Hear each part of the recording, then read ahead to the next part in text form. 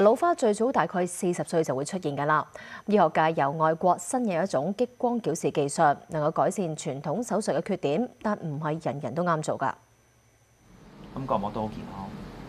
年過50嘅謝先生有500幾度近視，近年佢發現有老花，要除咗眼鏡先可以睇到即係近距離嘅嘢，一日可能除一次嘅。咁你個老花越嚟越犀利啦，我係好頻密啊！我都話一睇親近嘢，我一定要除，搞到我真係好煩厭啊！老花係視覺退化現象，最早喺40歲出現。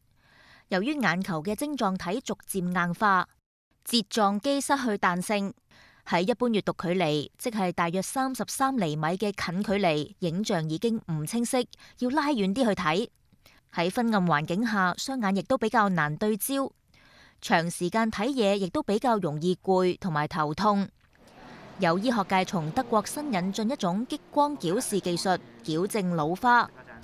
原理係將其中一邊眼矯正為0度近視或者遠視，睇遠距離嘅影像就會變得清晰，亦都會將另一邊眼矯至150度近視，用嚟抵消老花嘅度數，令到近距離影像清晰。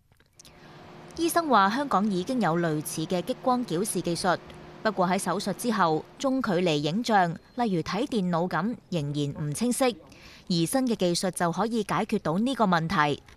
係因為佢將佢個景深同埋一個焦深拉長咗，令到佢中距離都涵蓋到。因為佢影像係可以重疊嘅話，大腦就可以有辦法去處理到個影像，達至到佢近中遠都睇得到。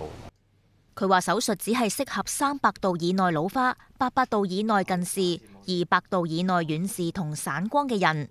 而眼角膜太薄或者本身患有免疫系統疾病，例如係紅斑狼瘡症，可能會令到眼角膜變薄，都唔適合做。無線電視記者黃德蘭報導。德蘭，新嘅技術喺外國普唔普遍嘅咧？醫生就話呢種技術已經有大約10年歷史，而家喺歐美等300幾間醫院使用。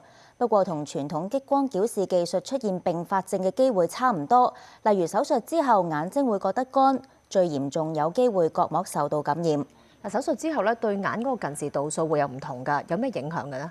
醫生就話雙眼嘅近視有差距，就即係俗稱鴛鴦眼。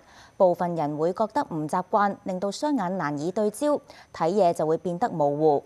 所以喺手術之前要先戴眼鏡做模擬測試，雙眼適應到鴛鴦眼嘅話，先至適合做㗎。